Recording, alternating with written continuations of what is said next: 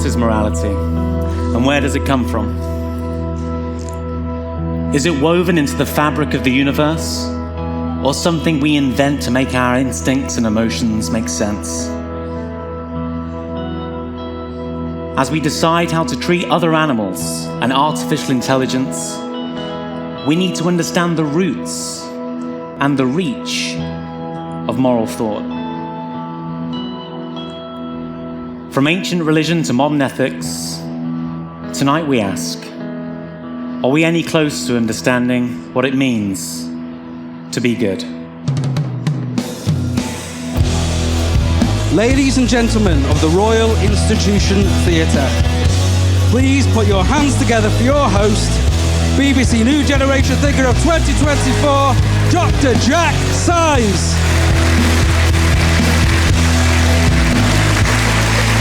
Nailed it. Beautiful, beautiful. Hello and welcome to the Mystery of Morality here at the beautiful Royal Institution Theatre, brought to you by our good friends at Premier Christian Radio's Unbelievable.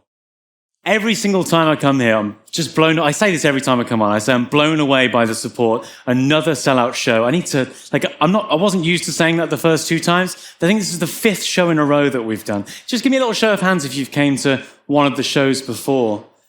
Wow, okay, so maybe a third in the front there. Keep your hand up if you're one of those people who were heckling me in the audience last week. All right, he's up there, Paul. Make sure that, was it you all along? Okay, take yourself out, drag yourself around the back. Thank you all for being here. We've got 4 exceptional thinkers waiting in the wings. So without further ado, let's bring them out. Please give them a huge, warm welcome. First of all, for the man who has God double-checking his moral reasoning, Professor Richard Swinburne.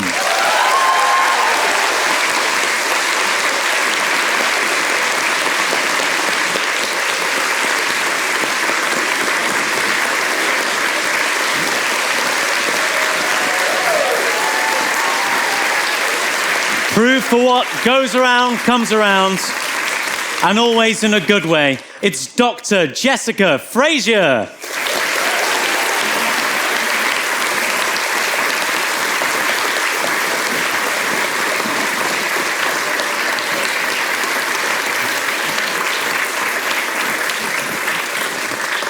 Part-time skateboarder, full-time philosopher. It's Alex O'Connor.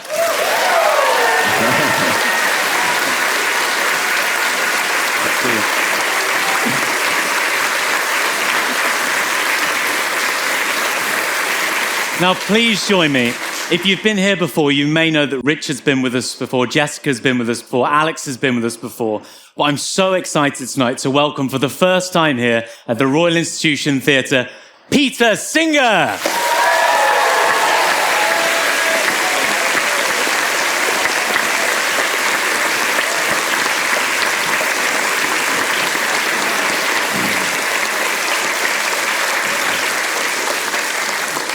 Thank you all for being here. It's going to be I'm really excited about the discussion. We're going to set our stalls out in reference to a central question. We're having about an hour of free-flowing conversation before we open it up to questions from you, the audience. The main questions we're thinking about tonight are what the grounds of morality are and who counts, who should come into our moral calculations. Other animals, artificial intelligence, and the like. Peter, would you like to kick us off? What grounds morality and what counts morally?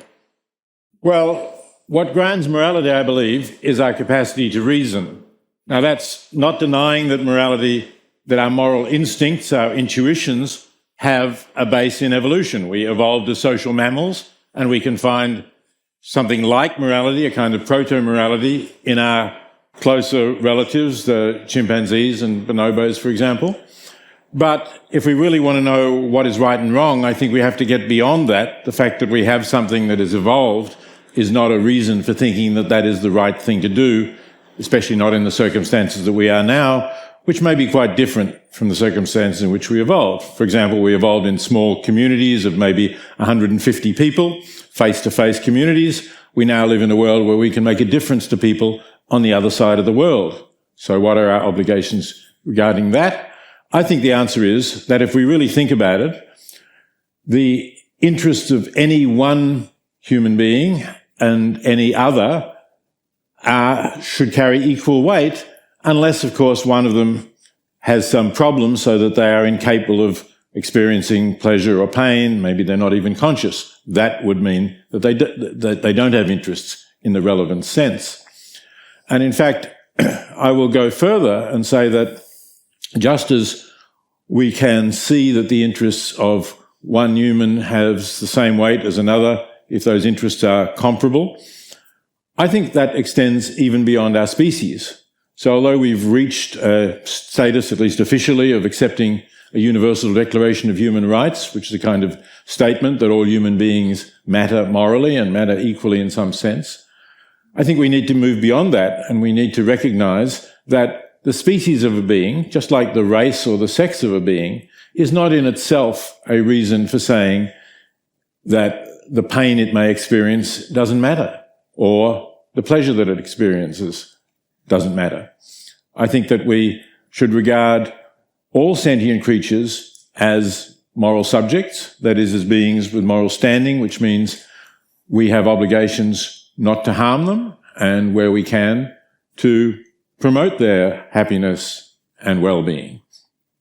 And it's also true then, if we want to talk about the possibility that artificial intelligence should become conscious, that if it does convince us that we have conscious AI, that it has feelings that matter, that cares about things, then that, I think, would also count as well.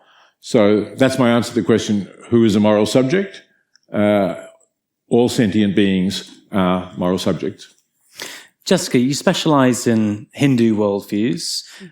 The popular conception is that they have a better, or I don't want to say better, but they have a very different approach to non-human animal rights than we have traditionally in the West. What grounds that? Ooh. Well, okay. I'm going to put out a theory, if you like, of how to look at it that I think folds in all beings who are able to experience good and bad. And I'm coming partly from the angle, indeed, that in Asian religions, you often don't have a particular god or a platonic good that is the point on which you hang all concepts of goodness. So you have to come at it a different way. I'm going to suggest something like looking at it through an ethics of assent, where goodness is real, but it's emergent from out of the natural world, and every being that can help generate an experience of good is part of that. So to illustrate that, and we'll come to kind of how this fits into Hindu and Buddhist ideas, but to illustrate it, imagine the Big Bang just happened, and suddenly there's space and time, and there's matter, and there's objects and relations. Is there ethics yet? Probably not. Next stage. Now there's chemicals, compounds, organic life, consciousness, experiences of anxiety and of flourishing. Is there ethics yet? Unclear. Next stage, you've got now consciousness, emotion, empathy, the ability to discover emotions in other beings, to plan on whether to use your agency to create happiness or sadness in other beings. You've got stories, you've got feeling, you've got art, you've got the ability for self-sacrifice. Now, emerging out of that picture, it feels like we have ethics. This is an idea that you find in a number of Indian texts. There's an ancient text that uses the image of spices. If you take spices by themselves, there's nothing that exciting there, but mix them the right way and you get flavor, which is an emergent thing that happens in minds, and it's a real thing. And I want to argue that ethics is a certain way of looking at it that sees ethics and goodness as real. It's something that emerges, and every being that is able to help generate it as an experience in some creature is part of that ethical realm. 3 things I'll end on. 1, it's a context ethics. That means there isn't one thing. It's going to arise differently in different situations. And so if you're a moral agent, you have to be able to be aware and skillful about how you manipulate your environment. 2, it means ethics is real. It's not a reductionist picture. It's a real ethical realm that is generated out of us partly, just as numbers, as stories are. So it's something we have to take very seriously. And 3, it puts you in the driver's seat, right? If you don't have a God or a good or a sign or a commandment, you have to be aware of how you're making good or bad every minute.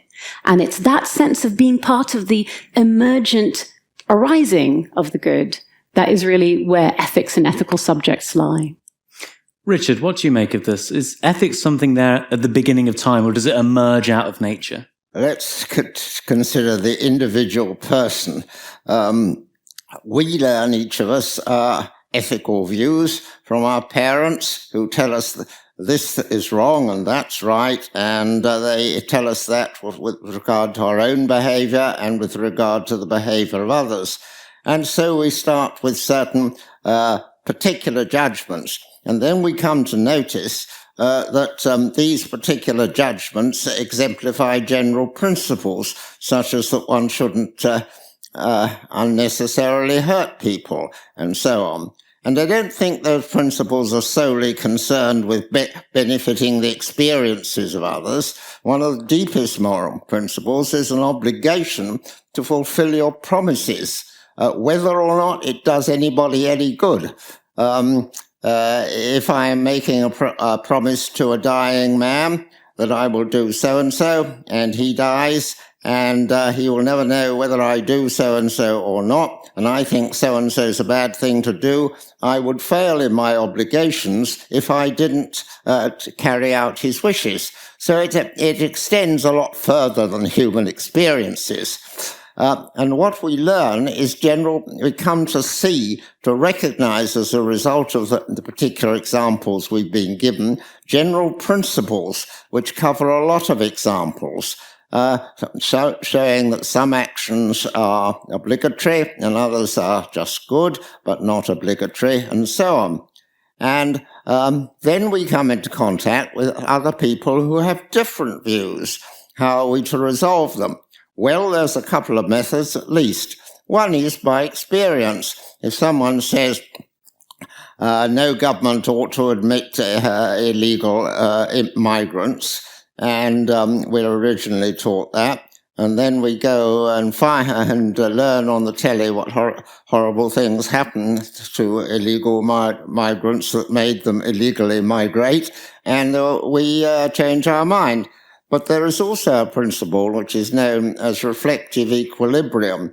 That is to say, we find ourselves formulating general principles on the basis of what we have learned, and someone points out to us that one of these judgments really doesn't fit with the other ones, and so we must know whether we want to stand by the odd judgment or whether we wish to rule it out on the basis of what we have heard others say. And that way we can make progress. Of course, there will be some people one meets who have totally different moral views, and I don't see any reason for calling those moral views. It has to have some connection with the sort of thing that most of us recognize as moral. Just to push you on the second part of the question briefly, is the who counts as who counts morally there with non-human animals and my point was that not all moral obligations are obligations to benefit somebody's experiences. Many of them are, right, but not all of them. It's integral. We recognize it's integral to humans that we must fulfill our promises and not lie, whether or not it's to the benefit of the human race that we keep that. And just one further general point I would like to make. One principle which we come to recognize is if we have received a very great benefit from someone and we've agreed to receive it on condition that we fulfill certain obligations we wouldn't have otherwise, then of course we have a duty to fulfill those obligations. But our two greatest benefactors are benefactors who have given us life itself. They are our parents who brought us into being, and the state who has kept us in being by security. And if we are appreciate what they have done, otherwise we should be committing suicide. If we appreciate what they have done, it's reasonable to suppose that we have great obligations to them to do what they say. And of course that is recognized. Our children have to obey their parents in various ways, even if there's no other reason for doing it. And likewise, of course, with the state. And of course, I would generalize that because the benefit provided by God is far greater than the benefit provided by parents or the state. God gives the state and our parents the power to do things, and everything we do is due to God who has brought us into being. And it's reasonable to suppose, for that reason, that if we knew all the good things that had come to us in life, we would have accepted the obligation to follow him and do what he wants. So I think, unless it's wrong, of course, but a good God wouldn't command us to do wrong. But what a good God would command us to do is to do actions which are not obligatory, but are just fairly good. Okay. And therefore, some of our obligations are obligations to do what God tells us. Okay, good. I've got to keep my promise at holding to 5 minutes, and I wouldn't want to do something immoral. So I'll come back to you on a couple of these, Richard. As Richard was speaking there, I picked on a bunch of things that I can imagine you disagree with, Alex. Moral facts, and then we started talking about God as well. So where do you want to start? I think there's a lot to agree with, of course, in what everybody said, as there always is. I really like this idea of starting with sort of nothing and beginning to build things into our universe and see when intuitively we think this thing called ethics might evolve. Because it's quite a difficult thing to define, right? Famously, terms like good and bad are extremely difficult to put into precise or imprecise definitions. So, okay, let's try to analyze what it is that we think makes something moral, and a universe in which that wouldn't exist. One way of doing that might be to start with, the atoms and the planets and then the people. And we might say that it's somewhere around where consciousness evolves. I agree with that. But think about everyday actions as well, right? Like if I'm walking down the street and you see me kick a homeless person for fun, there are two things, that's important. There are two things that you could say, right? One is you could sort of think to yourself a descriptive fact. Alex just kicked a homeless person. That's a fact. That's in your mind. It's a proposition that you're thinking about. Another is like, well, I think it's wrong that he did that, right? Propositions like that, though, like they don't sort of appear in your consciousness in that way. Some people think in sentences, but for me, that proposition, Alex just kicked a homeless person, would kind of exist in my mind before the words that I formulated them in did. Okay, so then I'm just going to ask, like, what's the difference between those kinds of like propositions or statements? A descriptive statement, like the sky is blue, could be true or false. The sky is blue, the chairs are green. Descriptive statements like that. And moral statements. That was wrong. You shouldn't have done that. For me, to cut it quite short, because we only have 5 minutes, I am an ethical emotivist. I think the answer to this question is feeling. And that's why I think that there is quite a lot to agree with in what Richard Swinburne said, although perhaps for different reasons. Ethical emotivists think that ethical statements are expressions of emotion. So when you say that murder is wrong, crudely as A.J. Ayer had it, you're saying something a bit like boo murder, right? It's not the same thing as reporting on your feelings. It's not the same thing as saying I don't like murder. That's the kind of thing that could be true or false. That's a statement. It could be true that I don't like murder. I could be lying about that. But the expression of the emotion itself, that's what murder is wrong means. There are a few famous problems for this. One of the most simple is the problem of moral disagreement. Now, how do we account then for the fact that you've got people who disagree ethically with each other, and yet they seem to be talking meaningfully? Well, I agree with Professor Swinburne that you might see such a debate. I can't remember the exact example that you gave. Oh, about immigration or something, right? Yeah. And you might sort of think that something's right or wrong, and then you look on the TV and you see something and it changes your mind. But as Ayer also pointed out, so much of what we call moral disagreement is actually just factual disagreement. It exists on that descriptive plane. Because if the thing that changed your mind was a factual statement that you saw on the news, a number of people who'd been stopped at a border or an amount of suffering that had been caused, you haven't changed your mind on anything ethical. You've just changed your mind about a descriptive fact. And that descriptive fact has informed your ethical judgment on that particular instance. So another example might be like gun laws in the United States. You could have an ethical debate with somebody. You know that if you criminalize guns, then more people die of guns? That's just like a fact that can be tested as true or false. That's not a moral claim. You know that swimming pools kill more children than guns do. Maybe that's true, maybe that's false, but that's not a moral claim, that's a factual claim. And if those are the kinds of discussions you're having, which are making you change your mind, you're not debating ethics at all. So I would start by answering that objection by saying that a lot of what we call moral disagreement isn't moral disagreement at all. There's more to say about where there might be fundamental moral disagreement, of course, but I should be careful here. I don't even know what time we started. But the other thing to say is that there was another response to this, which is like, well, how else do we deal with moral disagreement? Apart from looking at things on the TV and stuff, there's also this wonderful concept of reflective equilibrium. You might be familiar with it from the work of John Rawls, when talking about how we should organize society. And you kind of have this idea where you've got your moral principles that you feed into this big ethics machine, and then you've got the consequences they cause. So Peter Singer has a wonderful idea that suffering matters no matter who's suffering. And you plug that into the machine, and what consequence does it give you?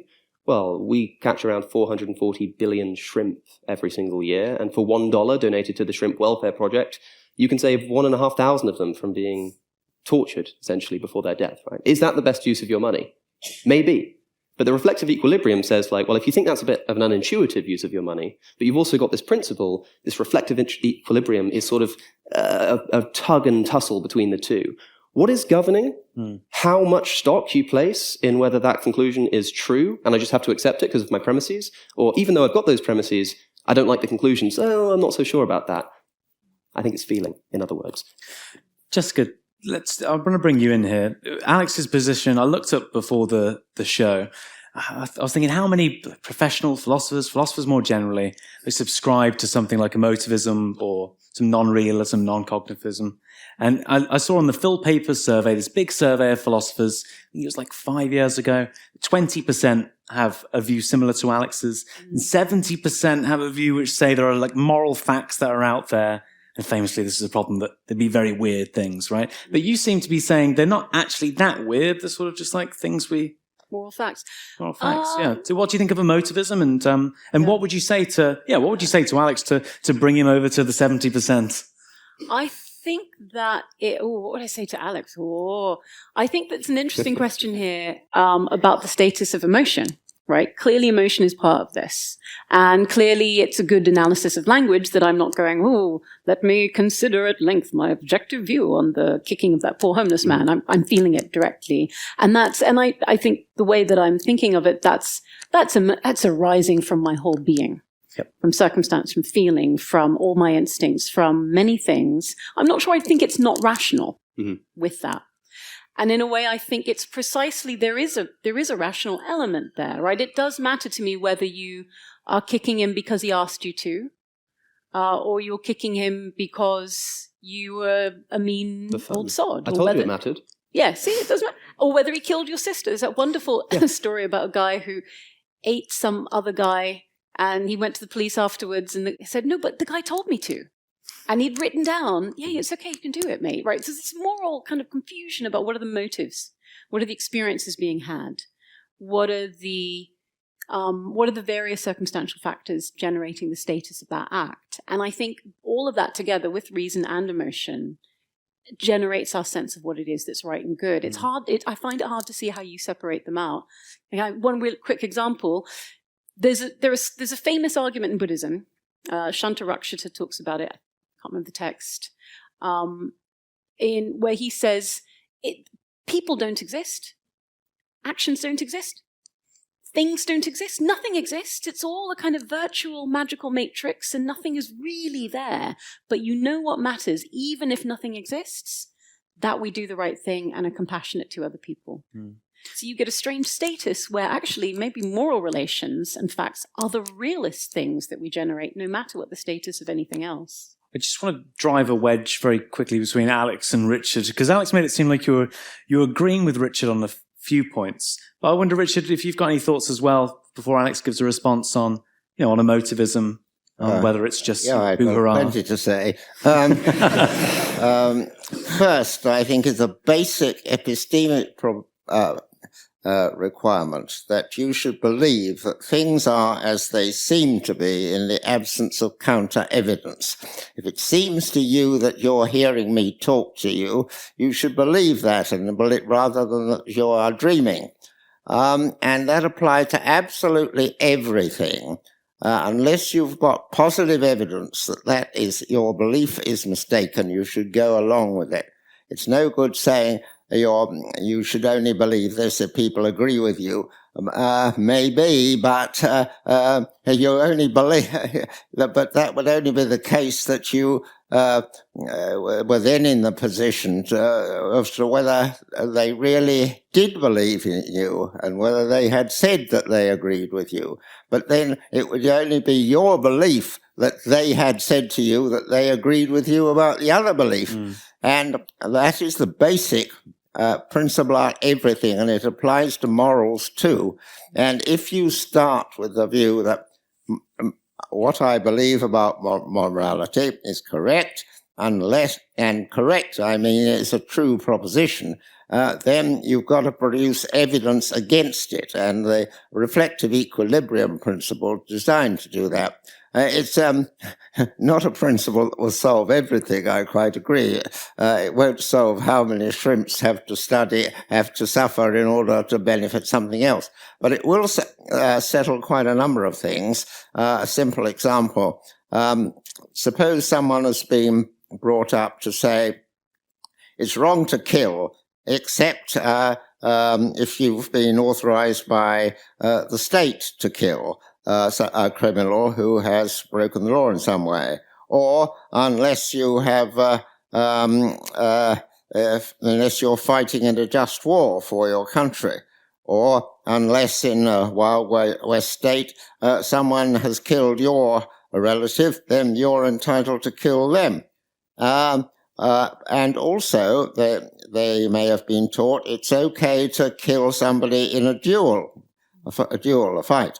And then somebody points out to you, well, all your other principles, apart from the last principle, say that life should never be taken away except to save life or in compensation for life. And then that rules out the principle of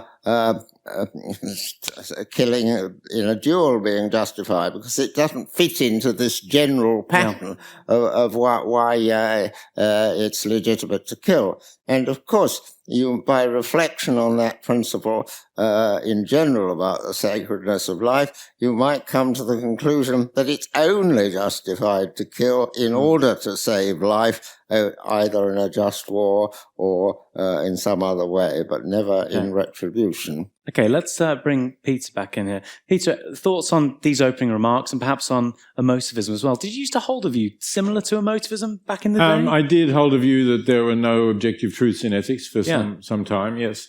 And I eventually came to the view that that doesn't give enough place for reasoning. As Alex said, we do disagree on ethical matters, and we don't just say, we disagree on matters of taste. I like strawberries better than raspberries. You like raspberries better than strawberries. It's not worth arguing about that.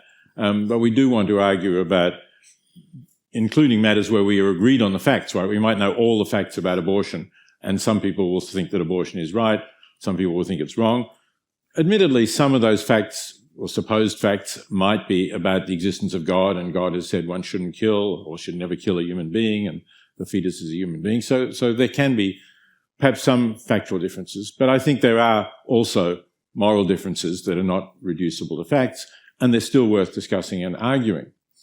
One other comment, I was a little bit surprised that Richard Swinburne supported reflective equilibrium. Alex did too, but I think it's more incompatible with your view, Richard, because reflective equilibrium really leads to a kind of relativism, and Rawls himself admitted this, that his reflective equilibrium that he worked out in Theory of Justice was one for basically Western liberal societies.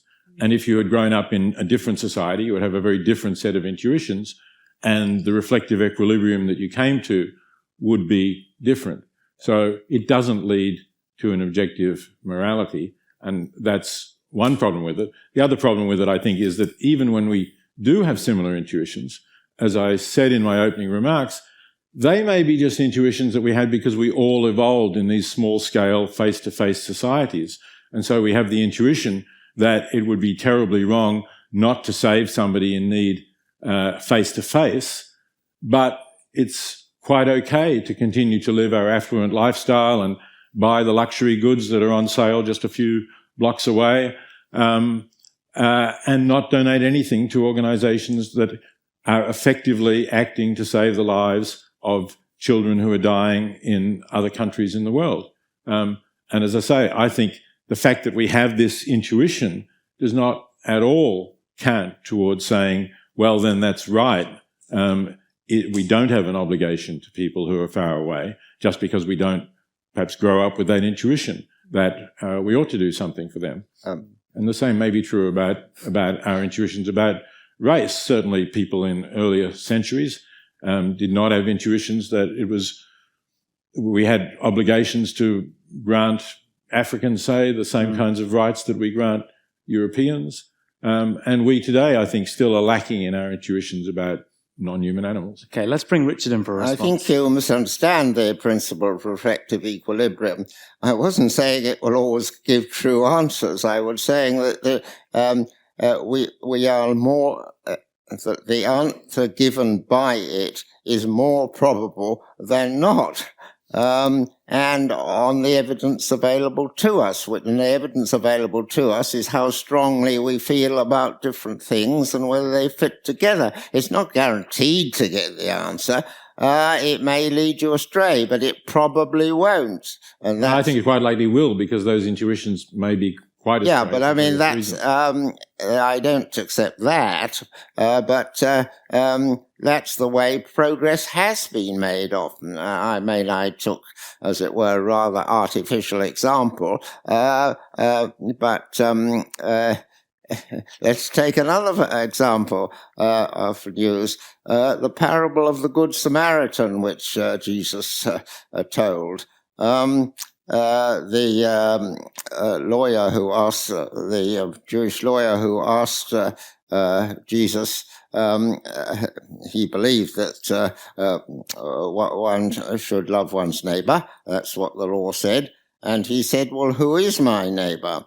And Jesus told the story of the Good Samaritan to illustrate that surely, putting in modern terminology, what he was saying is that if you come across someone who behaves like that to you, surely there's no difference between him and the people who keep the Old Testament law. And what he's inviting you, Jesus is inviting his hearers to take account of, is their conflicting views about who is the neighbor, plus their now strong conviction that he has urged them that there's really no difference between the two. And once they've seen that, then they've moved to the more general hypothesis. Do you want to come back briefly, and then I want to bring Alex and Jeff? Well, I mean, I totally agree that, if you like, I credit Jesus with extending the scope of morality for the people of his time beyond their own group, beyond the Jewish people. And that's a good thing. And there are many moral reformers who have done that. But quite often they have to go against very deep intuitions. For example, reforming our ideas about same-sex relationships. Many people had very strong intuitions that there was something wrong about same-sex relationships, and possibly they had an evolutionary explanation because they don't result in reproduction, and societies that discourage them might therefore have grown more. But, we don't see that as justified, and I think it's important that we rejected that. And incidentally, that was rejected a long time ago by utilitarian thinkers. Although Jeremy Bentham wrote essays saying that there is, why do we make it a crime that people have particular sexual orientations? It was so much against the intuitions of his day in the early 1800s that he didn't even dare publish that. And it was only published relatively recently. But I think we really need to not take those intuitions. We need to think more critically and on the basis, I would say, of principles, as Bentham did, about not harming people, not interfering with their behavior where it doesn't harm anyone else, and trying to have reforms that improve the quality of life of people in the community. Jessica? Just a small thing on that. I think it's really an interesting issue that's raised, right? Obviously, intuitions, emotional, motivational intuitions are very, very powerful. At the same time, they're very different culture by culture and era by era. And what do we do with that if we want to build something based on those intuitions? Can we ever raise platonically up through the symposium to the good or not? It's interesting just historically, you could make an argument that people start to do ethics when cultures meet each other. When people start to go, oh my God, these guys have totally different intuitions than me, and they have to start somehow generating that works for people who don't have the same feelings. So you can kind of think about where people are starting to even do that work, maybe away from mere motive and towards something a bit more general in a way. I saw a reason, not to make you blush, Alex, but I saw recently you rank Peter Singer is the second greatest philosopher of all time. You lost out to Aristotle. I did. I would have put you first. Anyway, even that's a bit excessive. It was tournament style. So, ladies and gentlemen, you will have to just apply a reflective equilibrium here to the value of tournaments on one side and that conclusion that Peter Singer is the second greatest philosopher of all time, living or dead, and figure out what you think somewhere in the middle. Why does it serve? Why second place? So what is it about his? Because you're known for utilitarianism. Right? For clarity's sake, we sort of have in tournaments you have to sort of have twos, and then the winners and the winners. So I got to the final. So you got to the final. So you were the best of the group that we placed on the left side, which did also. It's such a backhand. It also includes Christopher Hitchens and Richard Dawkins and the like. So. Make that work. You will. And who did I lose to in the final? Do you know, I can't remember. Aristotle, No, I think it might have been Judith Jarvis Thompson. Really? I think might be who you lost to in the end, which was the tricky one because I think both of you are quite iconic in various ways. She, of course, for partly, it's a bit unclear who exactly came up with the idea, I think, popularizing. Has anyone heard of the trolley problem? What a great little thought experiment, which can tell us quite a lot, actually. Some interesting things in what Professor Swinburne said. One thing, I don't know if anybody noticed the use of the word feel that jumped out. I tried to sort of raise my eyebrows. I don't know if anybody else caught it, but reel back the video and look for the use of the word feel and see contextually why I think that might work for ethical emotivism. But the evidence was what's important. You should believe things unless you have good counter-evidence. The principle of incredulity, I think they call that, right? Now, I'm happy to grant that at face value. There are a few things to say. The first is, if we start with this thing that we believe, in the absence of counter-evidence, that murder is wrong, I would first ask, what do you mean? Like, what literally, like naively, if I'm like some alien with no moral sense, like, what do you mean? Can you describe what that is to me? And if you can't, and if it's something that kind of needs to be felt in the first place, then I'm not exactly sure what it is that's the obvious fact that I would need counter-evidence to deny. If it is about feeling, there might be some interesting evidence here. People were asked about the trolley problem. Most people know it's one person on one track and 5 on the other. And you're asked if you would pull the lever to save 5 people and kill 1 innocent person. Most people say they'd pull the lever. The situation has then changed such that you're now on a bridge and there's a same trolley going under that bridge and it's about to run over 5 people. This time you can save those people by pushing a rotund man off the bridge who will collide with the train, killing that man and saving the 5, killing 1 to save 5. Most people say that they would not do that. But what's the difference? Well, maybe it's got something to do with the sort of hands-on approach, right? That seems intimately related to how we feel about the situation versus our rationality. So, as scientists often do, they put some people in MRI scanners and they asked them about the trolley problem. And as it turns out, the people who said that they would both pull the lever and push the fat man, when they were doing this under the MRI scanner, it was the part of the brain associated with rationality that was mostly lighting up. Whereas people who said that they would not push the man, but they would pull the lever, it was part of their brain that was dealing with emotions that was mostly lighting up. That might tell us something, especially considering that most people would do the one, but not the other. One important thing I really want to say about what Peter here said is that is in regards to moral disagreement, right? And I think it's really useful to compare ethics to aesthetics, Because like aesthetics, like do you prefer vanilla or chocolate ice cream? Do you prefer this painting or that painting? Are a prime example of something most people think is subjective. But some people don't.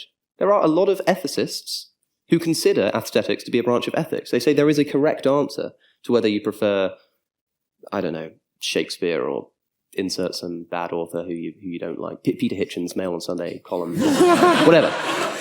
That there is an objective answer to which of these you should prefer.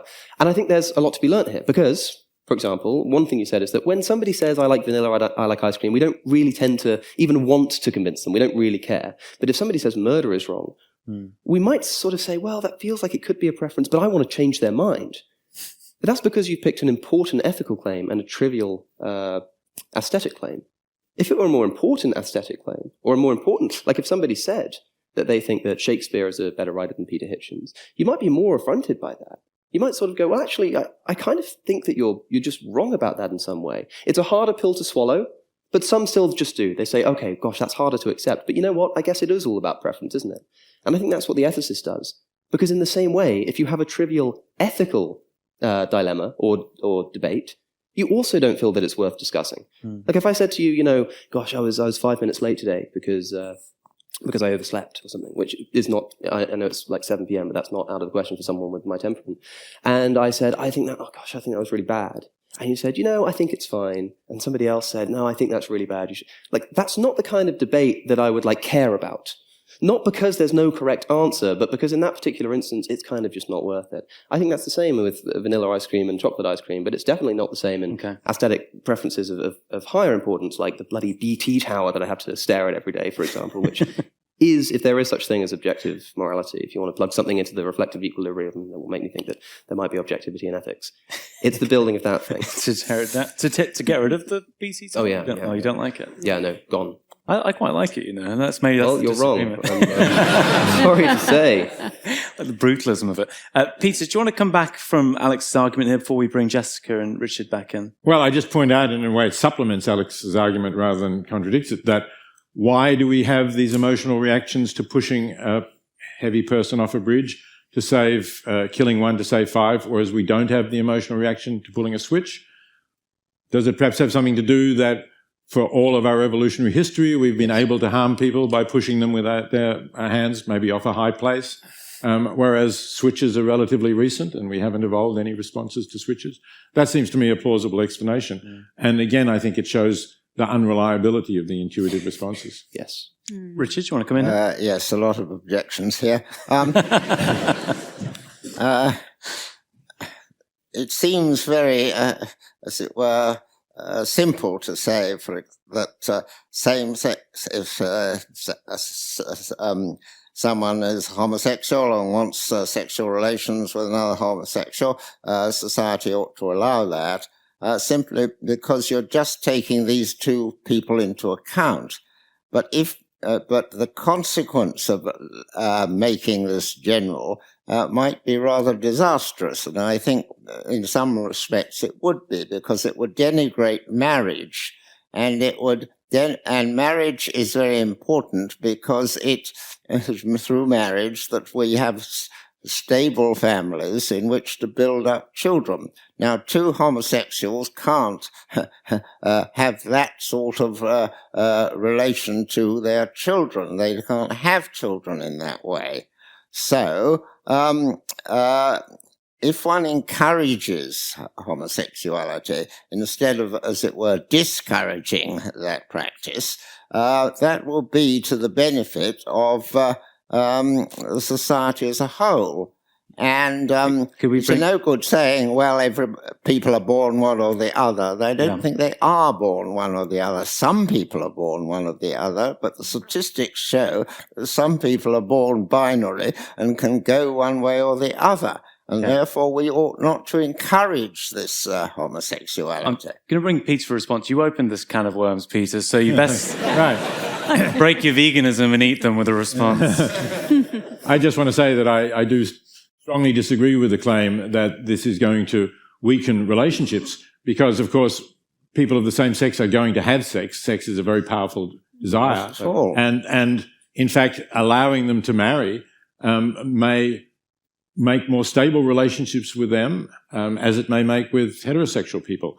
So I think to prevent people fulfilling their desires when, as you say, at least looking at the two of them, they're not harming anyone else, on the basis of a speculation that this is somehow going to weaken the marriage bond between heterosexuals who do have children. And incidentally, of course, we do now allow same-sex couples to adopt children, so they may have children too.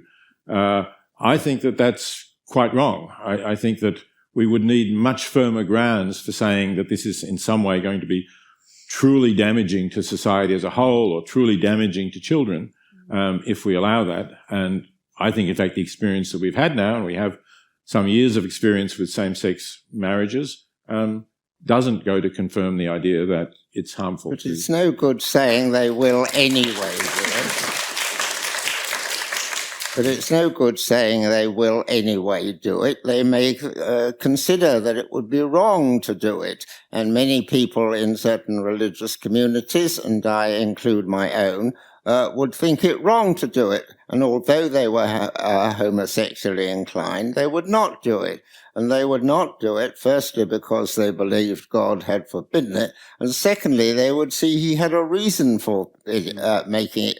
For forbidding it, in order to give us the opportunity to build up a society in which people aren't encouraged to be homosexual. I'm not saying it should be forbidden or anything like that. And thirdly, I do think that it's a matter of fact whether God has or has not approved of certain practices, and I will, if you like, talk about that for some time. But, I'm going to bring Jessica in first of all before we go to Alex. Jessica, on the same topic. Kind of on the same topic. I mean, just on that issue, I'm not going to wade in big time on that. Everyone has their own views. It's interesting to know that there are cultures. So my favorite culture in the whole wide world, best place, beautiful society, is, in my own personal feeling, Thailand. England comes in second. I love the Thais as a culture. They're really they're really intriguing. It's a culture that has never had a problem, as far as we can tell historically, at any point with homosexuality. They've never found it odd or problematic in any way, and they've been perfectly happy to have couples. In fact, my experience when living there is they really like gay couples because they actually are this lovely, stable, pleasant sort of group of people, and female couples are seen as great in business. So I think these ideas about what it is even that makes society work, a practical point, a rational, not an ethical one, and what is actually good and natural, and indeed what is emotionally triggering, are extremely culturally diverse and relative. And then in a way that makes me want to ask, Alex, what happens when, so if motivism, of course, in some ways is very powerful, but is that the same thing as ethics? We've had whole societies who thought that slavery was very normal and natural, extremely instinctively normal and natural for centuries. Yes. And at some point, people said, oh, I'm not sure I think it is. I think maybe even though it's beneficial, maybe even though for large groups of people it's very, very innately intuitive, we think it might still be wrong. But this is kind of it came orthogonal to people's feelings in the culture. It came out of the blue. What happens when you've got feelings and a feeling about, and a sense of what is ethically right, maybe in the same person at loggerheads? One of the great problems with any kind of non-realist ethical system, and that includes subjective systems, but also non-cognitive systems like emotivism, is that it doesn't seem to account for hypothetical or real historical situations in which people just have the wrong feelings or the wrong emotions. I accept that as an objection in the sense that it's uncomfortable, but that may just be the nature of what people are in fact doing when they have ethical conversations with each other. I don't mean it was the wrong feeling when they liked slavery. I mean that there was a strange thing that happened at some point where there seemed to be two feelings. I mean, I'm not sure that there are people who said, oh, it felt really natural to me to have slaves around. And then who said at some point, though, I had this other thing going on in my mind that it felt in some way after I thought about the nature of the human mind wrong. And now whether that was a feeling in the same way as the other feeling, I'm not clear that that's the case, because I'm not sure they always felt it as being the same intuition versus reason. Oh yeah, neither am I. And I also think that people can have conflicting emotions about things. Maybe if you were being technical, ultimately they wouldn't have conflicting emotions, in that, like, if they really managed to isolate what they were thinking, emotions pointing one way were locked on something else, and it was all sort of getting a bit confused. But intuitively, it does feel like we can feel emotively different about ethical scenarios. But the same is true of aesthetics and art, again. Like, painting's kind of weird and ugly, but I kind of like it in a way. Emotions can do that sometimes. I think also you can have higher order emotions. And this is Simon Blackburn's crucial contribution to solving the so-called Frege-Geach problem to emotivist ethics, which is the idea that you don't just have attitudes towards things, you have attitudes towards those attitudes as well. I think I am going to wade in for a moment, because a moment ago we witnessed a debate. Now, first I want people to notice that it was a factual debate. It wasn't an ethical debate. There was a discussion about the effect on society, the upbringing of children, the stability of marriage. These, although they have moral undertones, are not moral statements. Right? These are factual ideas. Well, I made a moral statement that it was wrong to rely on speculation. It wasn't. Yes. Now, what I mean to say is the specific thing. The statistics, and people have gone into this, say that the happiest and most flourishing children are those which are children of a happy marriage, and they are biological children of that. Well, I would say two things. Bring Alex on this point, and maybe on this two important things to that. Firstly, that is a descriptive statement. It's a statistical statement. Yes, but he was accusing me of unjustified. That's what he was doing. That's not what I'm doing. What I'm doing is pointing out that people are often making factual statements in so-called moral debates. I would also repeat your words from earlier that sometimes mere adherence to preference or something like that might not be the sole foundation of our ethics. I think it's important to note that was a mostly factual debate rather than, strictly speaking, a moral one, and that it has a lot to do with feeling. I also wanted to point out that there is this important undertone of theism and atheism. This makes a huge difference. And do you think that's a factual difference that Richard and I are having? The moral question is more general. The moral question is whether the sort of behavior, homosexual relations, has a damaging effect, whether the only thing to take into account is whether the two people involved like it. The question is whether it has any certain effect on the wider people, society. And I think it does. But if it was shown that it doesn't make any difference, and everybody was firm in their sexual orientations, then I would change my view. So that factual distinction would change your view on this issue, which means that so much of what people might think is an ethical statement is a descriptive one. You have an ethical assumption, and it's being informed by descriptive statements. So I would say that whether or not there is enough evidence is a descriptive statement, but whether we should not rely on something without enough evidence is probably a moral statement. But crucially, I also wanted to point out that it is true that the Bible does mention homosexuality a few times. It mentions it a bit in the Old Testament, quite explicitly condemning it as at least a sexual practice, if not an orientation. The New Testament, Paul mentions it probably a few times, but it's always difficult to translate. Of course, Jesus didn't mention it once. It's not a matter of what necessarily Scripture said. It's a matter of what the Church has pretty unanimously taught for 20th century as the teaching of God. What I would invite people to do if they wish to see evidence of moral relativism, the kind of moral relativism that is often abhorred by religious communities as dangerous, as flippant, as the idea that you could change your moral opinions yesterday to today, and that would show that there's no objective threat, or at least that we can't trust the source from which it comes. I would invite people to investigate the history of the Church's relationship to slavery, and particularly the scriptural injunctions towards the ownership of other human beings as private property, the bequeathing of them to your children as inheritable property, and the differential treatment of slaves who are Israelites and slaves who are not. That is mentioned a lot more than homosexuality, and it's much more, in much more detail and with much more moral force, I think. And so what I wanted to point out is that it's easy to say, well, it's just a fact. If God says this is wrong, then this is wrong. God said a similar thing of slavery, but I hope and trust that most people in this room would disagree with at least that. Yes, but when the Christian church started, what it says is the Old Testament must be interpreted in the light of the teaching of Jesus.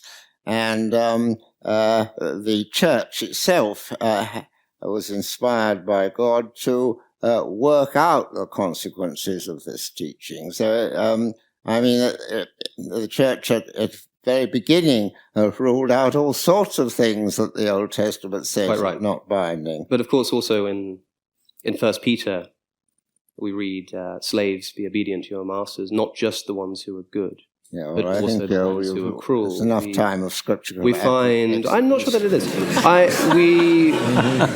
We of course also find Jesus telling an analogy and quite casually including the status of a slave within an analogy or within a metaphor that he was giving to his disciples when he says to them, well, which one of you would, when a slave comes to you, say, come and eat at our table, and wouldn't first say, go and do your duty, then come to me? Now, that's not necessarily an explicit commandment to own slaves or anything like that, but you would think that if it was known to be wrong or thought to be wrong by Jesus, he would have at least chosen a different example. In other words, it's certainly normal, still in the New Testament I'm talking about, and in at least one case in 1 Peter also commanded, and possibly reaffirmed in Galatians 2, where Paul says, there is neither slave nor free. This might be a reaffirmation of slavery. He says, there's neither slave nor free, for we're all one in Christ. But he then says, there's neither slave nor free, male nor female. I don't think that Paul was a radical gender abolitionist, ladies and gentlemen.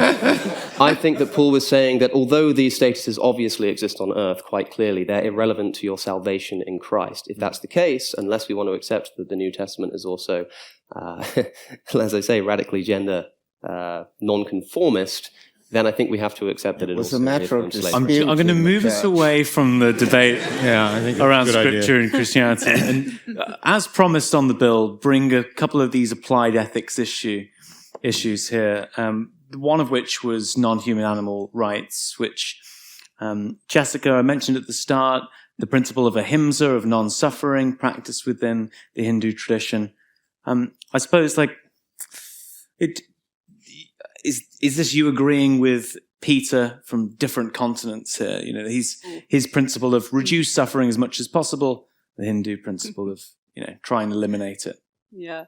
This is a mean trick, because I was about to bring in Ivan Karamazov and Dostoevsky and get into and what's the essence of it. We won't go into, what's the essence of whether or not you think of God as the ultimate arbiter of good when your intuitions go against it. We'll put that over here. Read the chapter Rebellion from the brothers Karamazov. I'm sure you know it. I think in front of Rich Swinburne, then you did just put God in the corner. Put God in the corner. God in the corner. You Russian did just existentialists are on the top. But on the non-human animals thing, I mean, Peter, I think, has important feelings on this that probably align with intuitions. It's interesting that in some cultures, people thought of animals as kind of like almost vegetable machines. And in some cultures, they thought of animals as clearly sentient beings with exactly the same sorts of rights as humans. I mean, you then have to negotiate how you're going to deal with that in cases where, for one reason or another, people ended up killing animals, sometimes for their own survival. But essentially, both Hindu and most South Asian continent Buddhists thought that, animals absolutely, if you're sentient, you are a being that can suffer, you're a being that can feel good, and therefore you are part of that moral sphere, and we have an absolute responsibility to try and take care of them, subject to all the other complications of life. If anyone's ever read the Bhagavad Gita, it centers around this question. A man says he's a general on a battlefield against a bad regime who's not going to be good for anybody. They're rapacious, they're dishonest, they're corrupt, they're violent. And he's on the battlefield, he's about to fight, and then he says, you know what? I want to not harm anyone. I want to live to a higher ideal right now, this second, and not kill anyone. And the others are like, we're on the battlefield. And they're going to win if you do this. And he's like, no, I gotta go find myself. And in this case, it's a religious text, but in an unusual way. God comes along, in this case it's Krishna, and says, okay, look, mate, here's the deal. 1, if you don't fight, we're going to lose. Right? 2, you're also going to look bad. But anyway, back to the first one. we're going to lose. And this shows that you have a responsibility. It develops a concept called loka samgraha. Loka is the world. Samgraha is to hold the world together. And it says, no matter what you do, no matter what you are, don't think about just your feeling. Don't think about just the immediate situation. Look at the systems of the world that keep everybody going. And that means in that moment, the system that he was involved in was the system of keeping peace in situations of danger and war. And so his duty was, in fact, to fight in that case. So in that case, there are contexts where you have to be, that's that emphasis on skillfulness and awareness. That's why humans have a slightly different moral status from animals. Yeah. We have the ability to look at the situation, calculate the larger picture, decide what to do, build a car, drive around, etc. Animals may not be able to do that, but their right as experiencers to be considered is equal. You're going to hate me using like the Hindu worldview as one big idea, but excuse me as I do it just this once. Peter, what are your thoughts on this Hindu worldview of where you've got the cycle of samsara, of reincarnation, and you might be reincarnated as a lesser being, a being which isn't as great as being a human being? Is speciesism baked into the fabric of Hindu thought as well? Could be Judith Jarvis Thompson, the person who came third. So, look, I mean, yes, I think, but it depends on the lives that these beings have, right? Because if they have bad lives, and maybe they have bad lives because society treats them badly, then if you believe in reincarnation, it's reasonable to say, I wouldn't want to be reincarnated as one of them. I mean, be reincarnated as a factory farmed pig or a factory farmed chicken. Nothing could be worse. So, if you believe in this whole stuff about reincarnation, I think it makes sense to think you don't want to be reincarnated as an animal, or at least certainly not as most animals. But, to me, that just seems a weird superstition. I have to say, I think that Richard's belief in God is an equally weird superstition, given the nature of the world and the amount of suffering we have in it. But I think that, so I think I've lost the thread of what I wanted to say now, sorry. You're just giving God a drive-by very quickly. Yes, right, yeah. So, what I wanted to say was, I think that some of these religions can be stripped down a bit. I had an interesting dialogue with a Taiwanese female Buddhist monastic who basically said about Buddhism, there are ethical messages about compassion for all sentient beings, on which she and I very closely agreed, and she was also a vegetarian. And then there are these things like reincarnation, which you can believe or not. We Buddhists agree that there's not compelling evidence for that, though she did think that there was some evidence. She talked about in, the lamas who could pick out the object that belonged to the person they were supposed to have reincarnated from. Not something that I'm prepared to accept as scientific proof. But she said, you can simply strip all of that away and take Buddhism as a psychology of how to live well, and also some ethical requirements about how to live well with other sentient beings. Jessica, and then we're going to bring Alex. Really briefly. Just to note that the sense that animals are really important moral sufferers and people we should take into account isn't really based on the idea of reincarnation. It's not that we might be them. And people sometimes, it's interesting that Westerners often treat it that way. They want to turn it into a calculation of, oh my God, it's still ultimately an egoistic kind of morality. I might be that moth next week, so I better be, or it might be my uncle from last week, so I better be careful. But actually it is much more fundamental. In some sense, it's trying to say that we get this explicit argument from Shantarakshita, the Buddhist thinker. He says suffering should be ended because to know what suffering is to know that is the kind of thing that calls to be ended. Absolutely. Yeah, it's simple as that. You don't need to know anymore. If you understand what that is, by its very nature, it's aversive to existing. It's the kind of thing that shouldn't be there. And he doesn't say this. And for me, that's partly why I'm more interested in Hinduism and Buddhism. But surely that implies that to know what joy or pleasure or love or kindness is should be to know that that's the kind of thing that is good to exist. Yeah. Right? And then you generate it.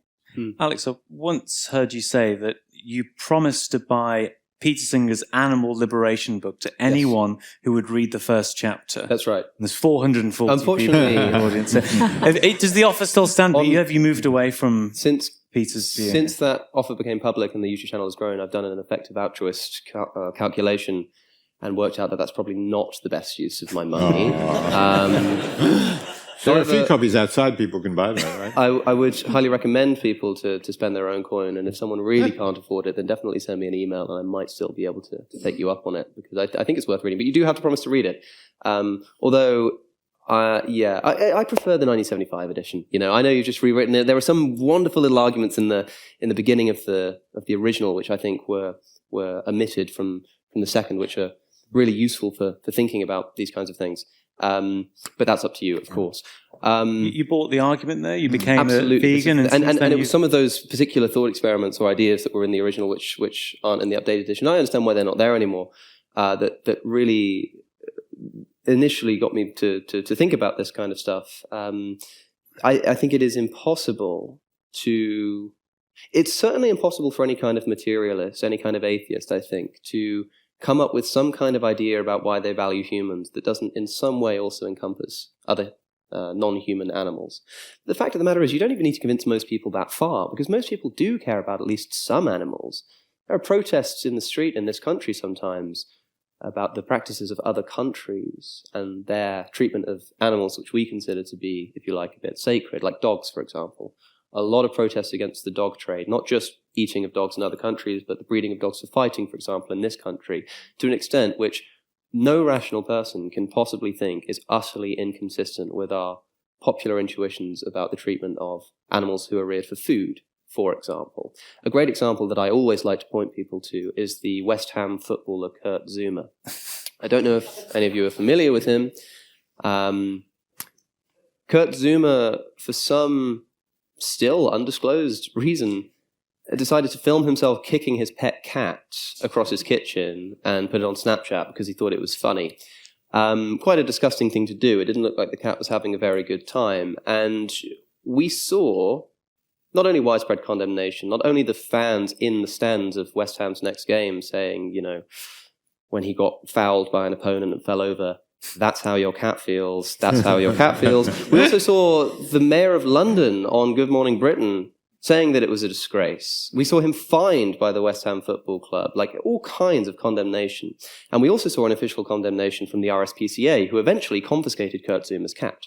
They took the cat away. Now, in chicken farming, layer chicks, in pig farming, piglets who are too sick to be profitable are usually disposed of.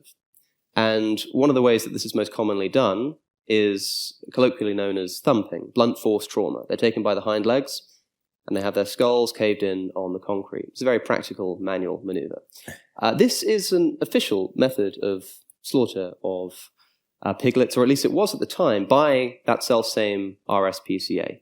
If your piglet is too sick to be profitable, that is one of the ways that they approved of you dispatching of that piglet. The same RSPCA who confiscated Kurt Zuma's cat because he kicked it across the kitchen. There was a high welfare farm, I think it was in Aberdeenshire, I can't remember, and I don't like to name it in case I get it wrong, but there certainly was one that was found to be dispatching with these piglets by thumping them against the bars of the cages that their own mothers were being held in. This was on a high welfare farm as well.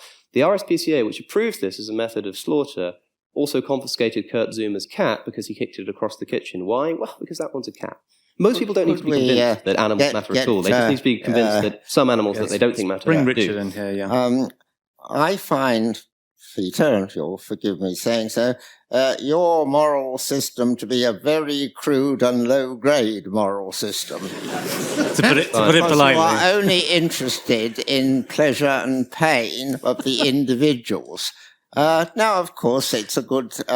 pain is as such a bad thing, and pleasure is as such a good thing. But there are greater goods than these things. Okay. Such as forming a character, such as being honest, not telling lies, trying to encourage other people to be good, to overcome their problems. See, I would see those making a rich society in which what is valued is people being moral rather, one of the ways in which people are moral is, of course, promoting well-being. But it's not the only way, the only thing that's important. What's important is that people shall form a character for themselves, and suffering may be necessary for them to do that. And that people should have freedom to choose whether or not to hurt or harm people within limits. Having freedom to choose and having freedom to develop yourself in the light of what you choose, and to be honest and prepared to die for certain causes is a great thing. And your seem to be a very low grade morality. You see, I would put it the other way around. I would value honesty in general, and I would value developing character, and I might even value going through suffering for some good purpose.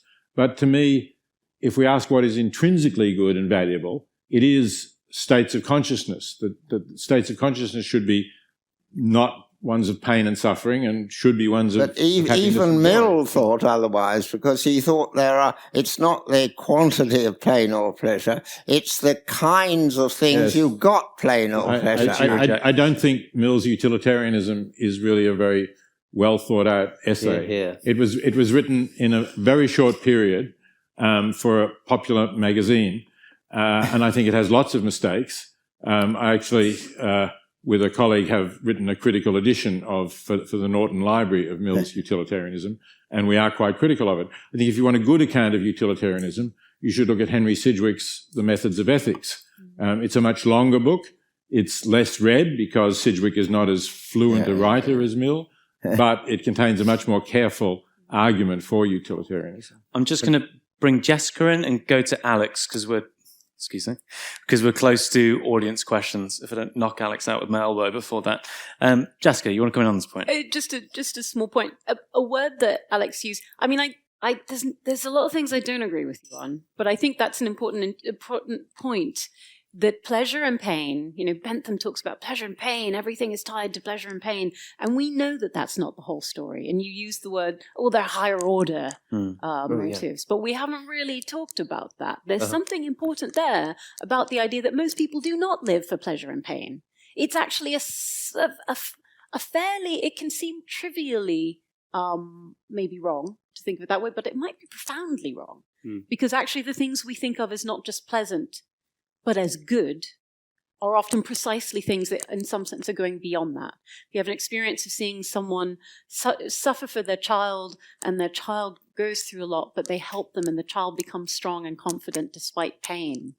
That wasn't exactly about suffering and pleasure. Or it was about suffering perhaps, but avoiding suffering, but it was about something more than pleasure.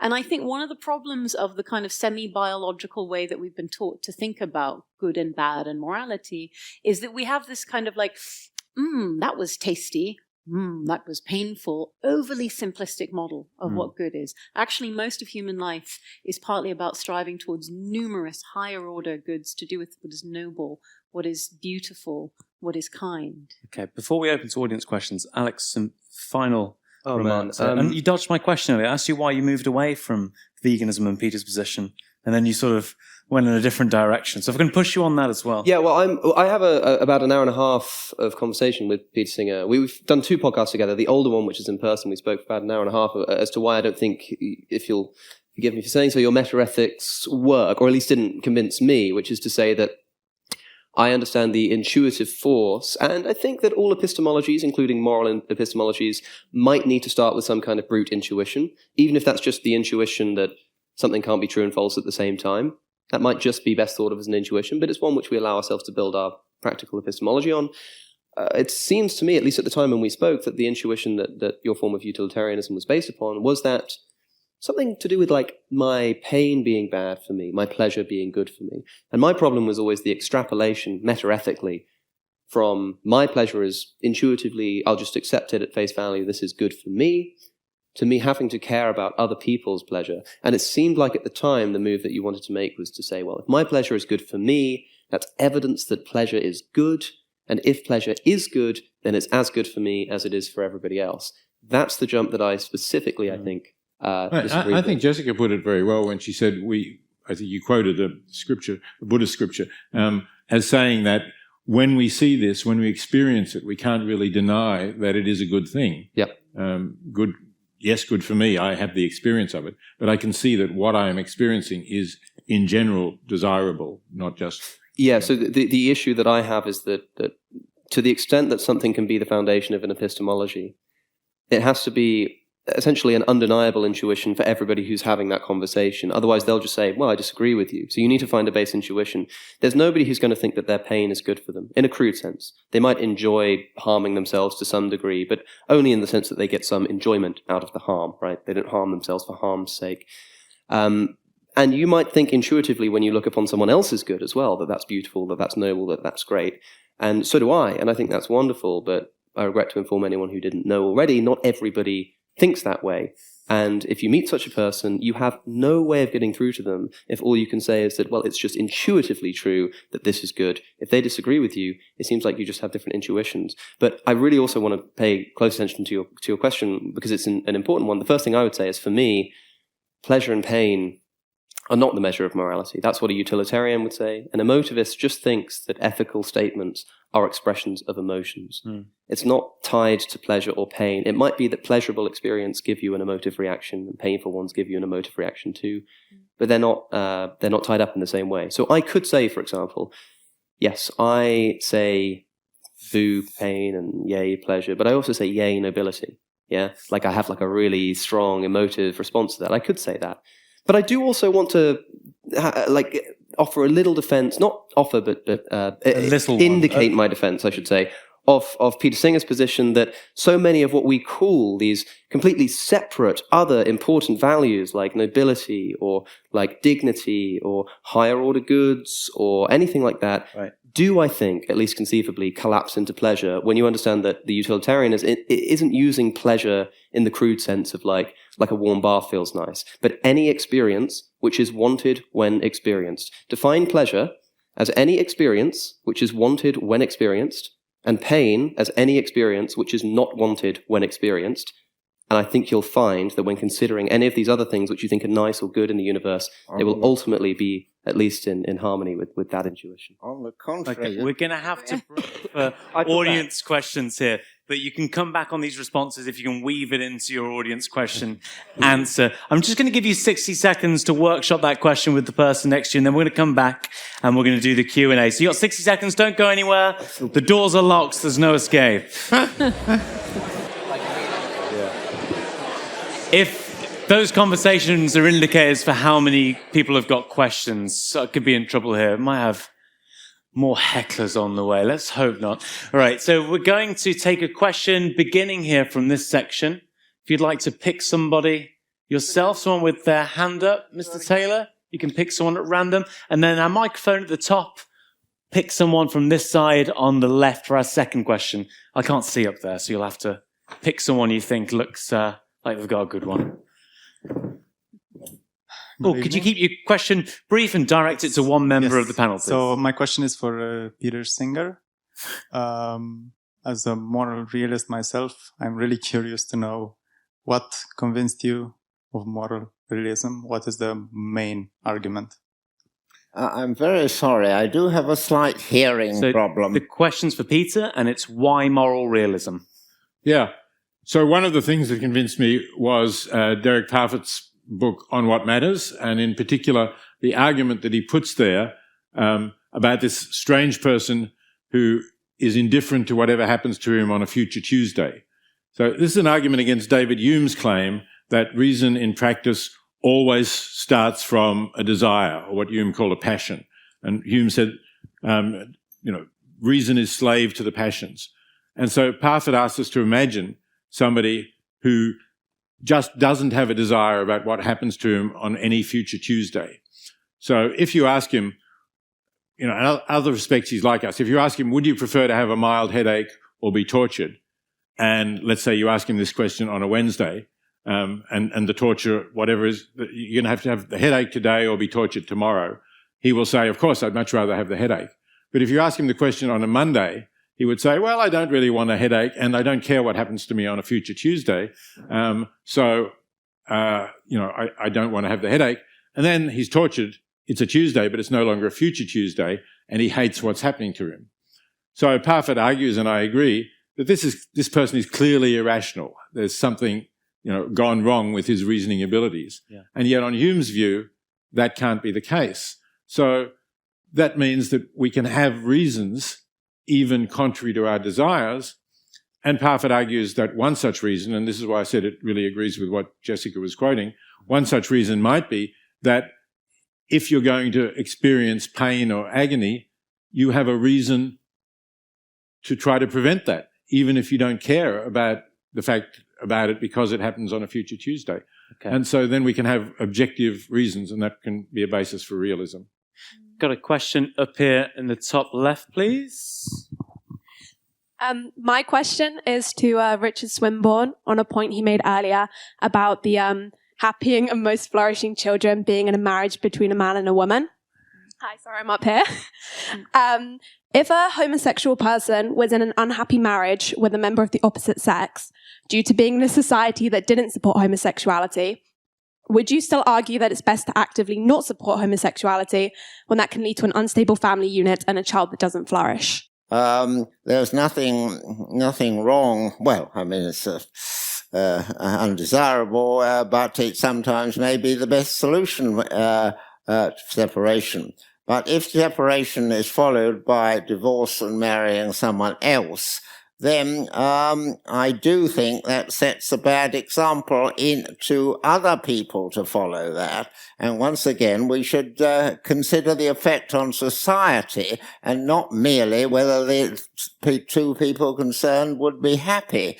It's a question of influencing the wider society. Okay. And that, I think, is one reason why Jesus forbade divorce. And that, on the whole, with recent exceptions, the Church has also banned it because we owe it to society how we behave, not merely to make us happy. I'm going to ask for a question directed at Alex or Jessica from the middle, please. So only raise your hand if it's for one of them. You've got a gentleman at the back there with the fantastic haircut. And then a preference, whether this goes to Jessica or Alex, a question from the opposite. You can pick one from the top there. Hello, this question's to Alex. This question's to Alex. The question is, people who struggle to feel emotions or outright can't, how would morality apply to them? That's a great question, right? And I think that there are extents to which we can isolate different kinds of emotions, right? And people feel different things to varying strengths as well. If morality is an expression of emotion, then what might we expect? We might expect that it does the same thing as some of these emotions. So some people seem more romantic than others. Some people seem to have a wider sense of humor or understanding of humor than others, for example. We also find that some people are more moralizing than others.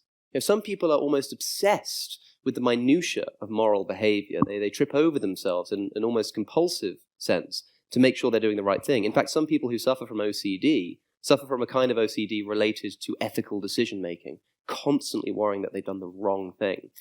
For others, the opposite extreme is the sort of moral apathy, the person who just sort of doesn't really care that much, maybe unless it affects them or they have some kind of intense experience. And so I do think that the strength of emotions does vary, and I think that is also the case with emotions within ethics. The really important thing to note, I think, is that the emotivist does not say that good and bad, in terms like that, map on to other emotions that we're all familiar with, like happiness, anxiety, sadness.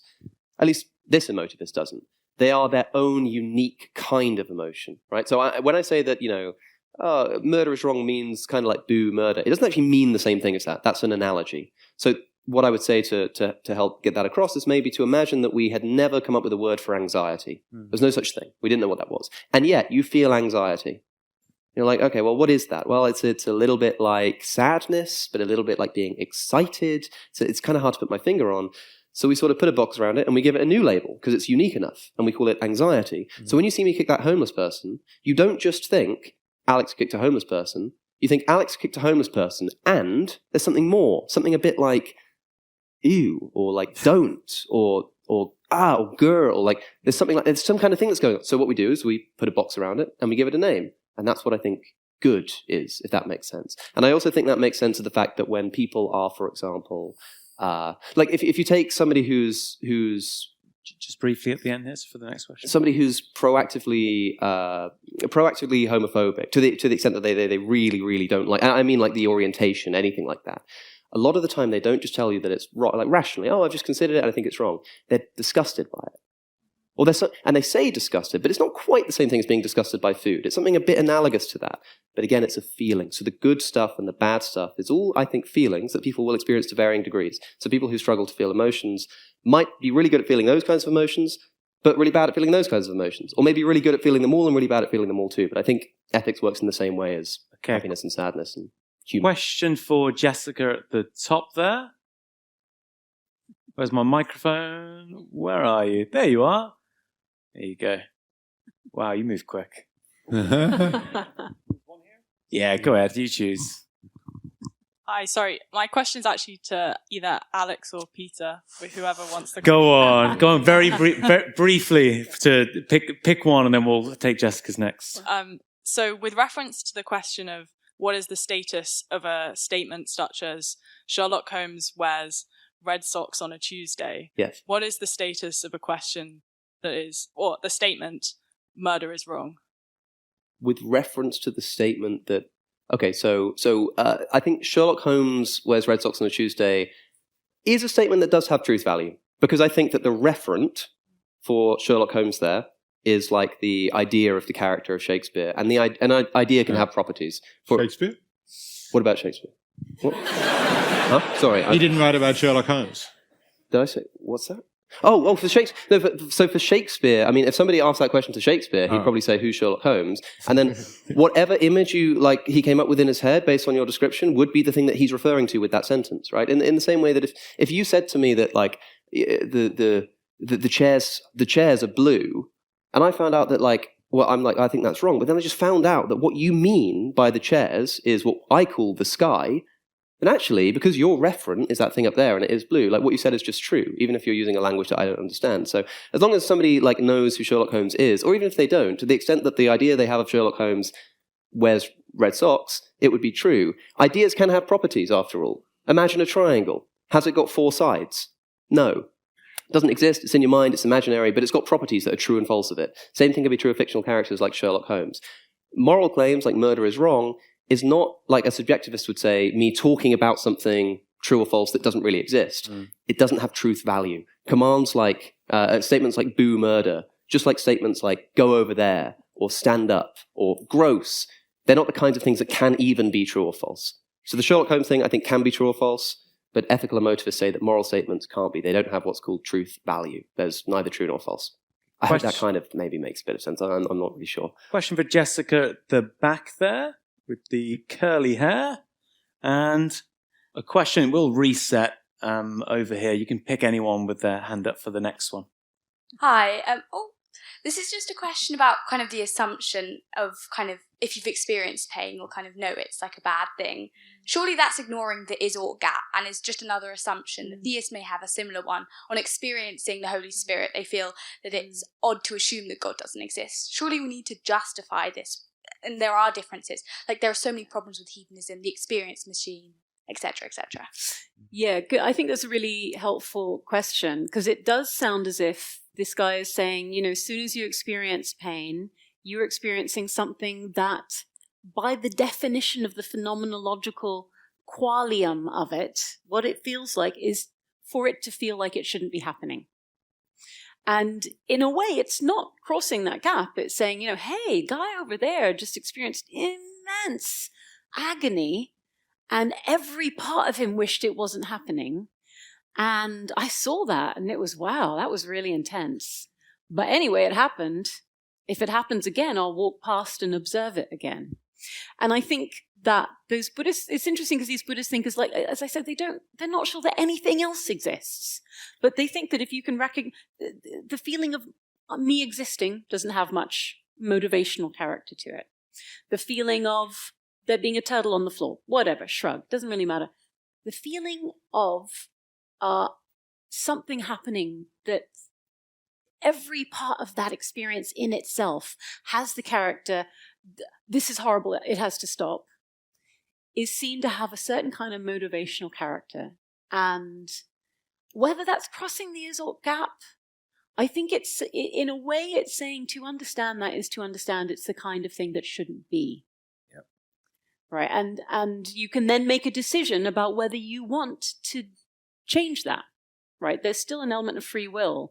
End of the Bhagavad Gita, back to Hindus, that God doesn't say, now go fight. He says, think about all of this and do as you wish. That's the only commandment, in a way, in the Bhagavad Gita. Do as you wish, having reflected on it. So I think it's a good point. It's not exactly crossing that gap, but it's saying learn that there are certain kinds of phenomena that have, in their own character, something of a quality of should exist, ought to be more of it, shouldn't exist. Everything involved says this is something that would be better if it wasn't there. So it's trying to play in the middle. Okay, I think you've got a question up there in the centre. Yeah, my one's for Jessica. If you could recommend those of us in the West one Hindu philosopher to read, who would you recommend and why? Can I answer Jessica Frazier with Hindu worldviews? No, that's not true. No, please don't read that. Nothing by me. Reverse psychology. That's how she sells so many votes. Exactly. Like, wait a second. It's really hard because then it gets very personal. If you're into theism, read the Bhagavad Gita. It's an interesting alternative account of theism. It's not about God. It's not about commandment. It's a different kind of model, but it can be quite beautiful. If you're kind of not into necessarily a religious angle, but just want to think about spiritualities that are about spiritualities, ethical paths, ethics being bound together with something of what it is to be a spiritually flourishing, developing human in a world of complex and beautiful, strange reality. My personal favorite is the Upanishads. Read the Chandogya Upanishad. Find a good little compilation and read through them. And they're quite beautiful. And I think they bridge a gap, which is the religious secular gap. They take you into a different place. And they kind of suggest that ethics is what you find on a spiritual path. But Philosophers on God, which was edited by somebody on the panel and contributed to by Richard and yourself as well. It comes out in Spanish in a few months, which is very exciting. And the English copy's on sale as well. Or a little clap from the Spanish members of the audience. Thank you for joining us. You've got time for another. Pick someone who looks like they've got a kooky question. We might have time for another on the top as well, if you find somebody as well. I guess this is really a question for the theists in the room, but I'm really curious as to what you think the relationship between meaning and scripture is. Where is meaning contained in scripture? Is it as it would be read in its historical context, or is it the intended meaning by the author? Or can we really say that scripture can be meaningfully prescriptive when it's so unclear what exactly scriptural meaning means? Richard, would you like to take this? You want a theory of how to interpret the Bible. Augustine, there were many disputes in the 3rd and 4th centuries about how much of Scripture should be interpreted metaphorically and how much should be taken literally. It was a serious issue before, at the time when the church was deciding which books should belong to the Bible. And what Augustine said is, take everything literally unless you've got a reason not to. And the reasons he took not to included the latest discoveries of science. So he didn't quite put it that way. He said, you may remember Genesis talks about dividing the waters above and below the firmament. And there was a dispute in ancient science as to whether there was whether there were waters above the firmament. And Augustine said, if it were shown that there were no waters above the firmament, then this particular passage has to be read in some metaphorical way. And also, he said, if the passage was to be read in the light of the church's general overall teaching, and if the church had, most of the church's teaching was developed in the first, second, third centuries before our main books of scripture were canonized. And a lot of passages were regarded as unchristian if they were interpreted literally in the light of the Christianity that had developed on the basis of other passages. So I think you can follow that by saying that the church should interpret, and you should understand, a scripture in the light of the church's overall teaching and in the light of the discoveries of modern science. And insofar as they don't object to them, you should take them seriously, but insofar as you do object to them, the passage of scripture should be interpreted in the light of them. Thank you, Paul, for picking a question on biblical hermeneutics right at towards the end of the show. I'm just going to ask for a final question up here, a very brief one. We've just got time to squeeze in. I did promise. So if you can just pick somebody at the top there. This side for Alex. Oh, one on this side for Alex. Oh, hello. Hey. Sorry, everyone. Hey there. So I wanted to ask about your ethical emotivism, because you distinguish between, you gave the example that A.J. Ayer gives of distinguishing between kind of ethical reasoning that is grounded in emotion and then factual reasoning. The example he gives of, most ethical reasoning is actually just people arguing about stats and data and all that. Not to risk straw manning you, but you've previously alluded to the idea that you don't necessarily see a distinction between thinking and feeling, sorry, and that you might be a kind of global emotivist in this sense. Yeah. First of all, do you actually still hold to that position? And if that's the case, do you not risk losing this kind of Aryan distinction between sort of factual reasoning and emotional reasoning? And would that not cause problems for your ethical emotivism, if that's the case? That's such a great and exciting question. I will try to be as brief as I can. It's quite difficult to explain exactly what the problem is here, which is that, okay, how can I put this?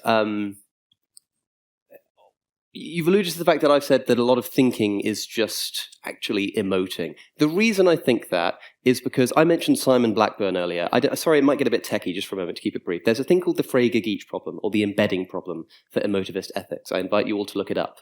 One of Simon Blackburn's responses to this, and a really popular response, is to emotivize language that sounds like it isn't emotional. So if I embed moral statements like, I wonder if murder is wrong, or if I say, if murder is wrong, then I should open a window. It feels like in a statement like that, I'm not expressing an emotion when I say the words murder is wrong, right? If I say, if murder is wrong, then murdering Peter is wrong, the words that came out of my mouth there, murder is wrong, are not expressing an emotion. It's all conditional, right? Simon Blackburn's response is to emotivize all of that language. And so he says, well, when you say, if murder is wrong, then murdering Peter is wrong, what you're really doing is, wait for it, boo, brackets, boo murder at the same time as yay murdering Peter, right? That's what he says you're essentially doing, right? And I was like, that's really cool and interesting. And then I was like, well, hold on, can't you do that with all propositions? Can't you do that with all conditionals? Any if-then statement? And if you can, does that imply that a lot of what we think is actually rational syllogistic reasoning is just emotional?